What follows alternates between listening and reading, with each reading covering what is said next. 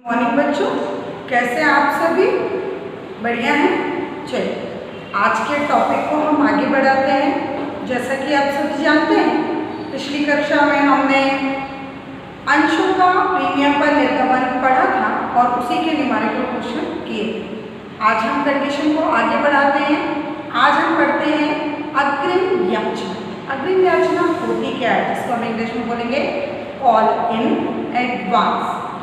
अग्रिम यानी पहले से राशि प्राप्त कर लेना या मांग। कंपनी किसी भी अंशधारी से उसकी भावी याचना की राशि प्राप्त कर सकती है या उसके भाग की राशि को अग्रिम प्राप्त कर सकती है। उसे क्या कहते हैं? अग्रिम याचना कहते हैं। अग्रिम याचना प्राप्त करने का अधिकार कंपनी को कब होगा? जब पार्षद अंतर नियम के द्वारा उसको यह अधिकार सौंपे गए होंगे। क्या कहलाएगा? ये अग्रिम याचना कहलाएगा। आज हम इसी के क्रियात्मक सवाल करेंगे। अग्रिम याचना और एक होगा आपका अदत्त याचना। अदत्त यानी जो बाकी है, जो चुकाई नहीं गई है, और अग्रिम याचना जो एडवांस में चुका दी गई है। तो पहले हम अग्रिम याचना के न्यूमेरिकल क्वेश्चन सॉल्व करेंगे। देखें प्रश्न क्रमांक बच्चों पेज नंबर 466 और क्वेश्चन नंबर है 26। कॉल इन एडवांस अग्रिम याचना। मधु लिमिटेड ने 3000 साधारण अंश 100 रुपये वाली जनता को निर्गमित किए। 3000 100 रुपये वाले 3000। तो पहले हम स्ट्रक्चर बनाएंगे। 100 रुपये वाले 3000, ठीक है। और उसके बाद दिया है आवेदन पर 20 रुपये, आवंटन 25 रुपये, प्रथम याचना 30 और शेष द्वितीय याचना 20, 25, 30 और यहाँ पर भी कितना आएगा? 25, है ना? हो गया 100। ये हो गया आपका एप्लीकेशन, ये हो गया अलॉटमेंट, ये हो गया फर्स्ट कॉल और ये हो गया सेकेंड एंड फाइनल कॉल, ठीक है। तो इसमें क्या है?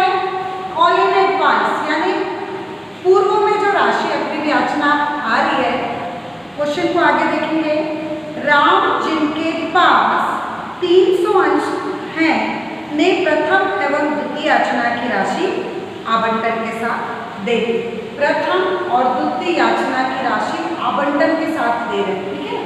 तो आवंटन यानी जो फर्स्ट कॉल है और सेकंड कॉल की राशि किसके साथ दे रहे हैं? वो आवंटन के साथ दे रहे हैं। और कितने रुपए वाले थे वो? 300 रुपये। राम जिनके पास 300 रुपये थे उन्हें प्रथम एवं द्वितीय याचना की राशि आवंटन के साथ दे दी, ठीक है। स्टार्ट करते हैं हम क्वेश्चन स्टार्ट करते हैं।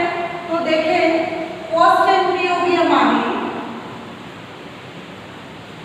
बैंक। जैसा हम सील करते हैं पहले एप्लीकेशन की हमारी सील वही एंट्री होगी। Bank account debit two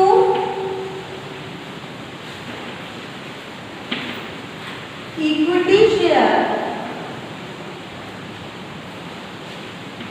application account, ठीक है। इसका नरेशन हम क्या लिखेंगे? By amount receive. नेक्स्ट है नेक्स्ट एंट्री इसकी ऑपोजिट एंट्री जाएगी। इक्विटी शेयर एप्लीकेशन ऊपर जाएगा। तो equity share application account debit to equity share capital account B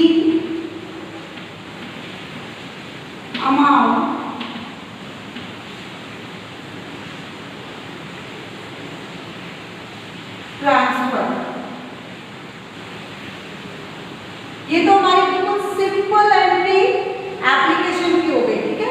यानी कितना आया, 3 दूनी 6, 60,000 रुपये हम भर लेंगे। ये 60,000 रुपये हमने अमाउंट इसमें लिख दिया, ठीक है। ये बिल्कुल सिंपल जैसे अभी तक आप करते आ रहे हैं, यहाँ पर किसी प्रकार का कोई भी चेंज नहीं है। अब आते हैं हम अलॉटमेंट से, ठीक है। तो अलॉटमेंट के साथ हमको क्या शो करना है, call in advance. Call in advance यानी फर्स्ट कॉल और सेकेंड कॉल के 300 रुपए के साथ एंट्री करनी है कॉल इन एडवांस। आगे करते हैं कॉल इन एडवांस। ध्यान देंगे बच्चों, 2 एंट्री एप्लीकेशन की हमारी कंप्लीट हो जाती है और अब हम आते हैं अलॉटमेंट की एंट्री, है ना, यानी एंट्री नंबर 3। सिंपल एंट्री पहले करेंगे, इक्विटी शेयर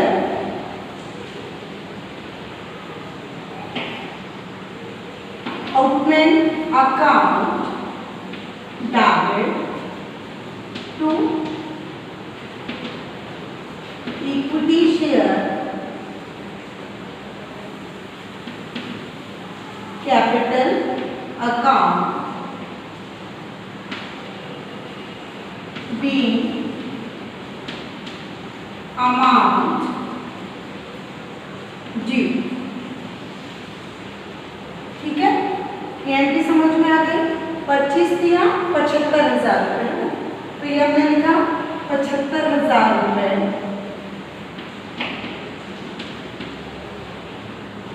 और अब आते हैं हम इसकी ऑपोजिट एंट्री यानी 4th entry, bank account debit to equity share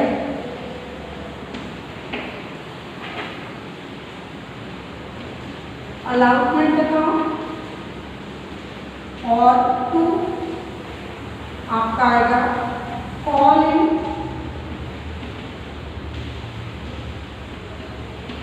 advance account B amount received, ठीक है बच्चों। आप देख रहे होंगे अलॉटमेंट की बिल्कुल सिंपल एंट्री हुई है और यहाँ पर आए हैं जब हम बैंक में, क्योंकि रिसीव बैंक के साथ ही जब हम रिसीव करेंगे वहीं पर कॉल इन एडवांस करेंगे। क्रेडिट में देखें bank account debit to equity share allotment, ये तो सिंपल एंट्री है। इसमें हमने क्या ऐड और किया, कॉल इन एडवांस।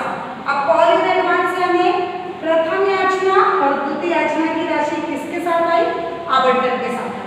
तो जब आवंटन के साथ आएगी तो हम आवंटन के साथ उसकी राशि को क्या करेंगे, शो करना पड़ेगा हमको। तो पहले अब हम इसमें करेंगे, तो 75,000 तो इसका इंटू ये दिन लिखिए, तो इसमें कितना आएगा, 75,000 तो आएगा ही आएगा। लेकिन कॉल इन एडवांस कितना आ रहा है, तो आप देखेंगे 300 रुपए वाले, ठीक है, 300 रुपए वाले फर्स्ट कॉल और सेकेंड कॉल की याचना आवंटन के साथ आ रही है। 30 और 25 कितना हुआ, 55, है ना। 30 और 25 55, यानी 300 रुपए वाले ये 300 गुणे 55 करेंगे, 300 इंटू 55 करेंगे सभी बच्चे, करिए 300 इंटू 55 और इसका योग आएगा 75,000।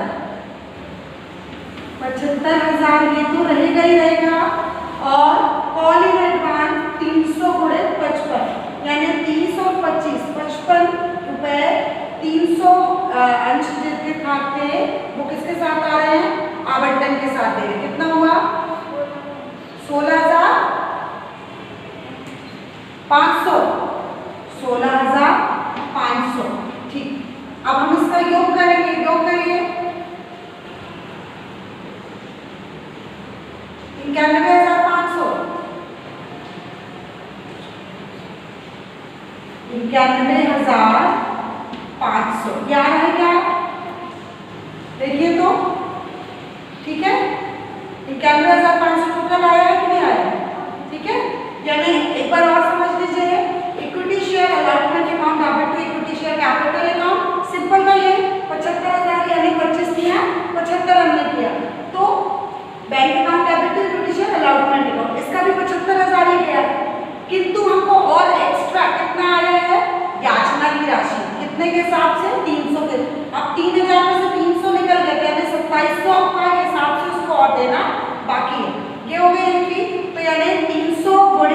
55 किया, ज़्यादा होगा तो यहाँ पर लिख लेंगे हम। 300 गुणित 55 किया हमने तो हमारा कितना आया 16,500 और योग करते तो 91,500। ये तो याचना की राशि आवंटन के साथ हमने जितनी दी उतनी। अभी बाकी देना बाकी है तो वो कब देंगे? याचना के साथ ही जब याचना की एंट्री होगी तब, यानी 5वीं एंट्री लिखेंगे। Equity share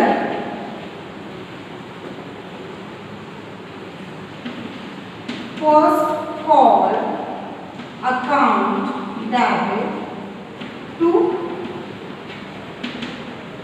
equity share capital account B amount due, है ना। ये किया अपन कितना आया 3 × 9, ठीक है। अब 3 × 9 आया यानी कितना आना चाहिए 90,000। तो ये हमने लिख दिया 90,000, यहाँ पर भी आ गया हमारा 90,000, ठीक है। अब इसकी ऑपोजिट एंट्री में जाएंगे यदि हम 6वां bank account debit, bank account debit. अब कॉल इन एडवांस कहाँ जाएगा? डेबिट में। Call in advance account debit to equity share first call account B amount receive, ठीक है।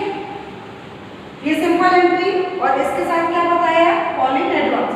अब भाई जब एक बार वो दे चुके हैं तो बार बार तो देंगे नहीं, है ना। तो देखें फर्स्ट कॉल का अमाउंट कितना था 30, 3 × 9 90,000 आना था। अब 3,000 में से वो 300 ऑलरेडी दे चुके हैं, 300 वो ऑलरेडी दे चुके हैं, कितना बचा है 2700, है ना। तो यानी 2700 × 30 पहले करेंगे, यहाँ पर आएगा हमारा 2700 × 30 देना है और 300 × 30 हम ऑलरेडी दे चुके हैं, ठीक है। तो 3 × 9 9,000 तो यहाँ पर आ गया, है ना। और यहाँ पर कितना आ गया 81,000, यानी कुल हमारा कितना हो गया 90,000। देखिए, ठीक है। आगे बात समझ में आ रहा है? क्वेश्चन समझ में 300 के हिसाब से 30 रुपए के हिसाब से 300 शेयर्स के अमाउंट हम पहले दे चुके हैं। तो कॉल इन एडवांस हम कितना दे चुके हैं 9,000 रुपए ऑलरेडी दे चुके हैं। अब हमको कितना देना 3,000 का 30 में तो नहीं करेंगे, 300 दे चुके तो अब कितना बचा 2700, यानी 2700 × 30 देना है और 300 × 30 हम ऑलरेडी दे चुके, ठीक है। ये आ गया हमारा क्या फर्स्ट कॉल। सेम इसी प्रोसेस से अब हम करेंगे सेकेंड कॉल, ठीक है। एक ही क्वेश्चन है कॉल इन एडवांस का, इसको नोट कर लें, इसके बाद में आगे कंटिन्यू करें। लास्ट देखिए बच्चों, हम कितनी एंट्री कर चुके हैं 6 एंट्री कर चुके हैं और एंट्री नंबर 7 यानी सेकेंड एंड फाइनल। तो जैसे सिंपल एंट्री होती है पहले हम वैसे करेंगे। Equity share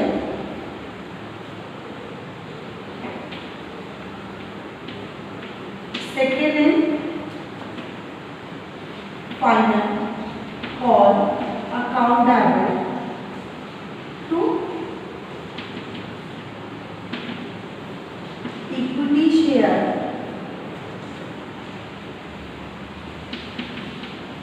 capital account B amount जी। ये इसकी फर्स्ट एंट्री हो गई। अब हम अमाउंट भरते हैं 25 × 75,000, है ना। यहाँ पर कितना आना चाहिए? 75,000। इसकी ऑपोजिट एंट्री करेंगे विद कॉल इन एडवांस के साथ, जैसे अभी हमने फर्स्ट कॉल के साथ की ना, वैसे इसके साथ करेंगे। बैंक अकाउंट डाबर, call in advance account debit to equity share second and final call account B amount received. ठीक है, अब इसमें हमको अमाउंट भरना है, सेम प्रोसेस है ना। बैंक अकाउंट में कितना गया? 75,000 तो हम ऑलरेडी हमको देना था, ठीक है, नहीं सॉरी 75,000 देना था हमें, जिसमें हम 300 के हिसाब से 25, 300 गुणित 25 करेंगे और 2700 गुणित 25 करिए। कॉल इन एडवांस कितना? 300 रुपये वाले राम जिनके पास 300 से 25 रुपये के हिसाब से उन्हें कितना दिया? 7500 रुपये ऑलरेडी वो दे चुके थे, ठीक है, कॉल इन एडवांस। और अब उनको कितना देना बाकी है? तो 3,000 में से 300 दे चुके, तो कितना बचा? 2700 इंटू 25। यदि हमने 2700 इंटू 25 किया तो हमारा कितना आया? 67,500, ठीक है। और फाइनल टोटल हमारा आता है इसका 75,000। इस प्रकार से हमारा ये क्वेश्चन क्या होता है? कॉल इन एडवांस का कंप्लीट होता है, ठीक है, यानी अग्रिम याचना, अंशों की अग्रिम याचना का एक ही क्वेश्चन है बुक में, और बाकी एग्जांपल्स हैं, आप भी करके इसको देखेंगे और बनेगा क्वेश्चन। मोस्टली एंट्री सेम है जैसे हम करते आ रहे हैं, बस कहीं कहीं पर जो कंडीशंस हैं वो कंडीशन कैसे चेंज हो रही हैं उसका आप ध्यान रखेंगे, और बार बार इसको यदि हम प्रैक्टिस करेंगे तो ये हमको बनने लगेगा। कुछ भी कठिन नहीं है, और कॉल इन एडवांस है और सरल है कॉल इन एरियर, आगे हम उसको भी देखेंगे बच्चों। कंपनी द्वारा जो आवेदन की राशि और आवंटन की राशि मांगी जाती है, उसके बाद याचना की राशि मांगी जाती है, यानी वो 1 या 2 याचनाओं में राशि को मांगा जाता है। किंतु यदि उन राशियों की राशि प्राप्त नहीं हो पाती है तो वो क्या कहलाता है? अदत्त याचना, यानी कॉल इन एरियर कहलाता है। आवेदन और आवंटन की राशि के पश्चात 1 या 2 याचना की राशि मांगी जाती है, और उन याचना की राशि प्राप्त न होने पर उससे क्या कहते हैं? कॉल इन एरियर, यानी अदत्त याचना। तो जो प्राप्त नहीं हुआ वो अदत्त याचना कहलाता है। और अब हम पढ़ेंगे कॉल इन एडवांस के बाद कॉल इन एरियर, ठीक है। तो स्टार्ट करते हैं क्वेश्चन, देखेंगे बच्चों। Question number 27, अदत्त याचनाएं। एक पेज नंबर 467, एक सीमित कंपनी ने 500 संतांश 10 रुपये प्रति अंश निम्न शर्तों पर जनता को निर्गमित किया, यानी 100 रुपये वाले 500, ठीक है, स्ट्रक्चर बना लेते हैं हम। 100 रुपये वाले 500, देखें 30 रुपये प्रथम याचना, 30 रुपये आवंटन, 30 रुपये प्रार्थना, 30 रुपये आवंटन, 20 रुपये प्रथम याचना और 20 रुपये द्वितीय एवं अंतिम याचना, यानी 30 रुपये एप्लीकेशन, 30 रुपये अलॉटमेंट, 20 रुपये फर्स्ट कॉल और 20 रुपये सेकेंड एंड फाइनल कॉल। अब यहाँ पर याचना की राशि नहीं चुकाई गई है, ठीक है, आवेदन और आवंटन की राशि चुका दी है। एक अंश अंशधारी जिसके पास 10 अंश थे दोनों याचनाएं न चुका सका, जिसके अतिरिक्त समस्त राशियां प्राप्त हो गई, कंपनी की जनरल में लेखा की जाए। ठीक है, दोनों याचनाओं की राशि नहीं चुकाया किसने? एक अंशधारी जिसके पास 10 अंश थे उसने दोनों याचना की राशि नहीं चुकाई। अब कॉल इन एडवांस में ऐसा था कि कॉल इन एडवांस में हमें पहले अमाउंट आ रहा था तो हमको आवंटन के साथ शो करना था। यहाँ पर तो अमाउंट आ ही नहीं रहा है, यानी जो राशि प्राप्त नहीं हुई तो वो कहाँ पर शो होगी? जब हम कॉल इन एरिया यानी जब हम याचना की एंट्री करेंगे तब। तो शुरू की 4 एंट्री बिल्कुल सिंपल है, जैसे हम करते हैं तो हम करते हैं 4 एंट्री। स्टार्ट करें। पहली entry bank account debit to equity share application account B amount receive. ये फर्स्ट एंट्री हो गई बच्चों। इसकी सेकेंड एंट्री करते हैं। Equity share application account debit to equity share capital account B amount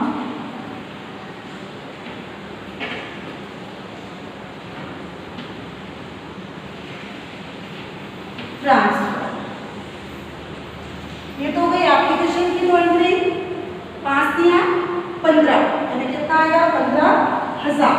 ये हमने लिख दिया 15,000 डेबिट में और 15,000 क्रेडिट में।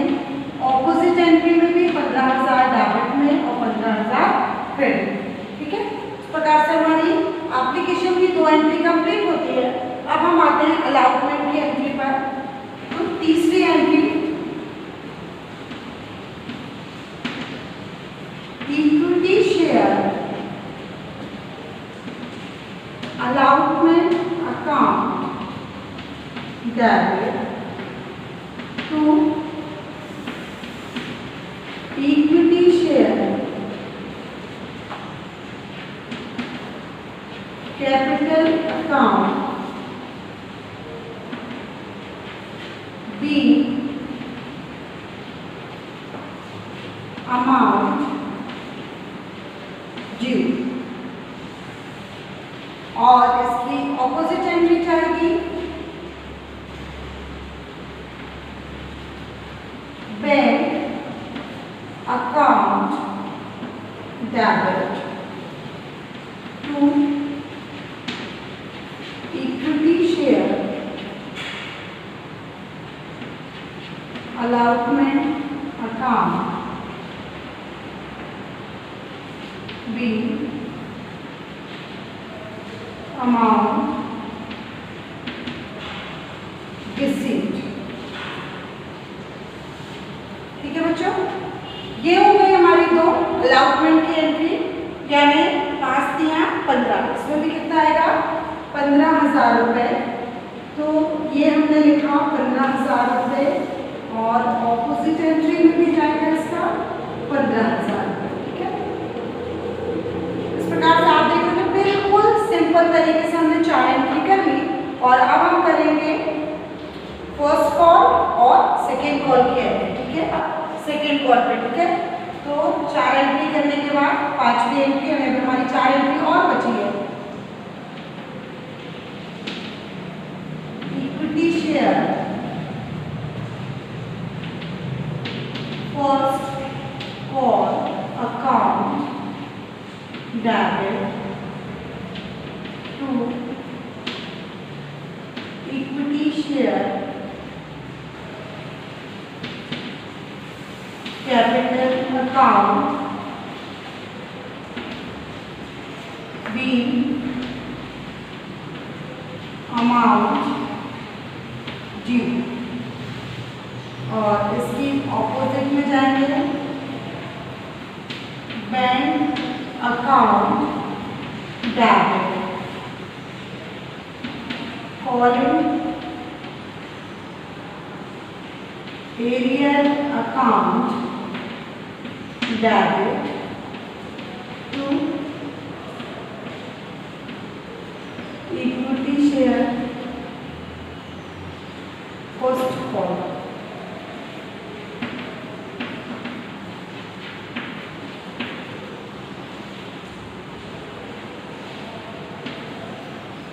B amount received.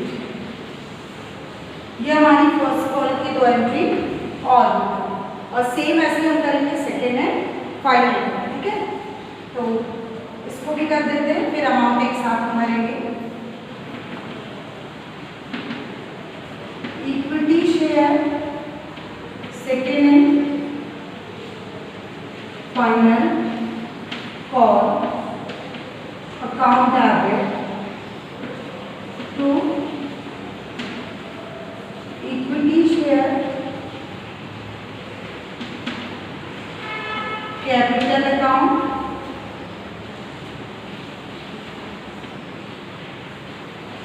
B amount due. और इसकी ऑपोजिट एंट्री होगा bank account debit to bank account debit calling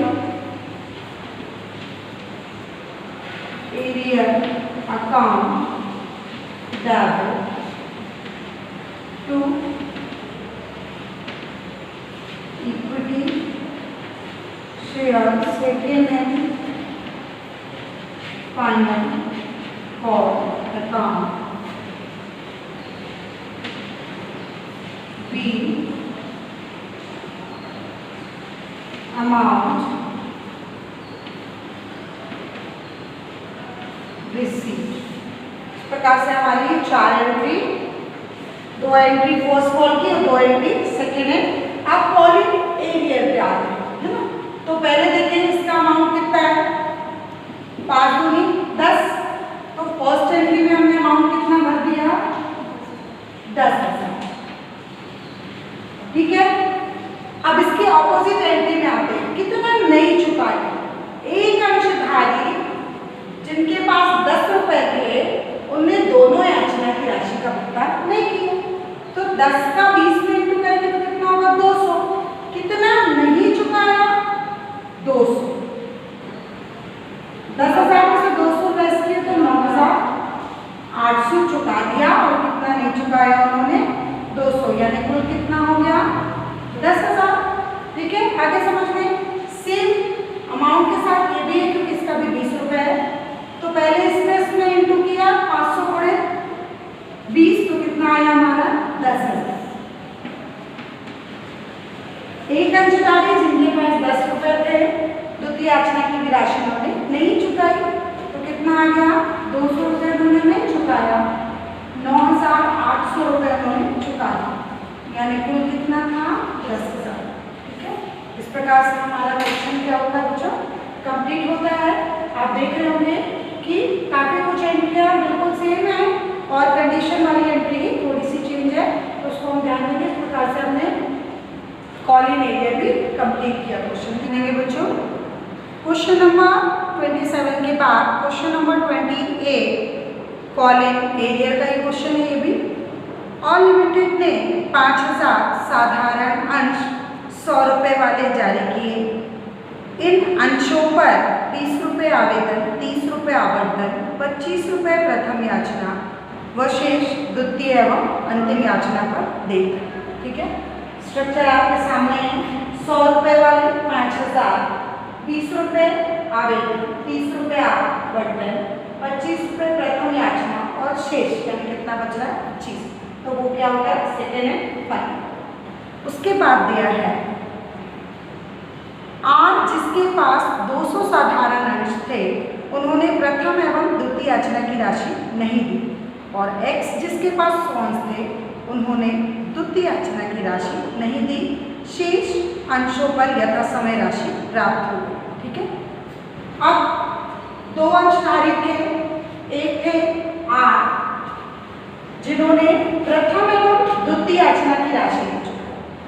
are ने प्रथम एवं द्वितीय याचना की राशि नहीं चुकाई, और जो एस थे उन्होंने सिर्फ द्वितीय याचना की राशि नहीं चुकाई। ठीक है, तो अब बात आती है कि हम कॉलम एरिया कहाँ से लगेगा, फर्स्ट कॉल और सेकेंड एंड फाइनल कॉल। जो शुरू की 4 एंट्री है वो आप देख रहे होंगे मैंने कर दी है, बिल्कुल सिंपल है जैसे हम करते आते हैं, फर्स्ट क्वेश्चन से जैसे हम करते आ रहे हैं। ठीक है, 2 एप्लीकेशन की और 2 अलाउटमेंट की। ठीक है, तो आप देखेंगे 5 दूनी 10, यानी कितना हुआ 1 लाख रुपए। तो ये पहले हमने 1 लाख लिख दिया, इसकी ऑपोजिट एंट्री में भी हमने 1 लाख लिखा, और अलाउटमेंट में है 5 दिया 15, यानी 1,50,000।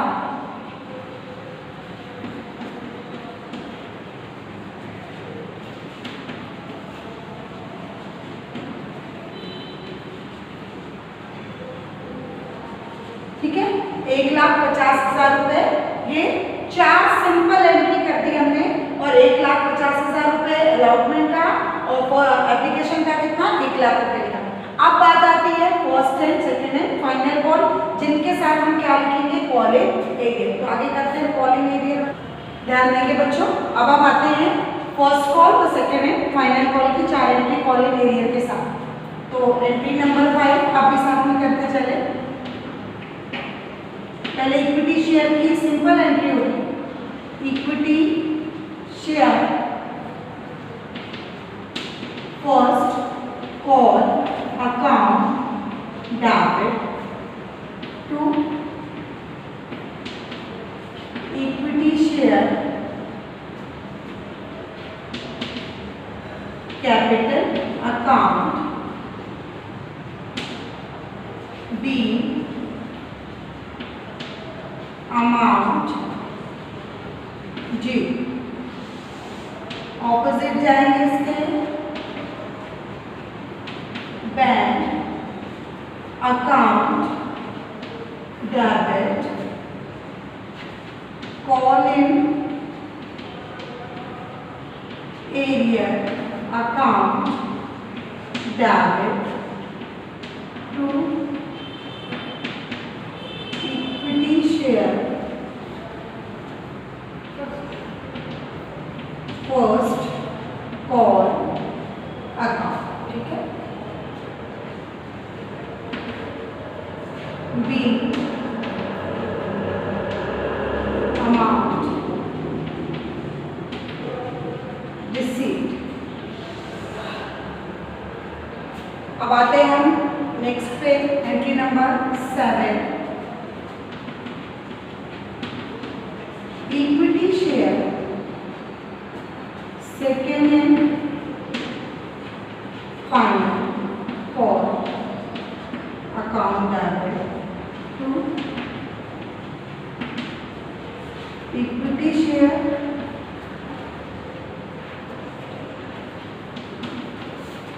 कैपिटल अकाउंट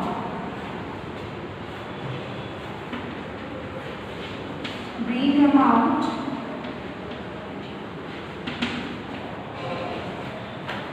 जी। और इसकी ऑपोजिट जाएंगे 8 entry, bank account debit column area account debit to equity share second final call account been amount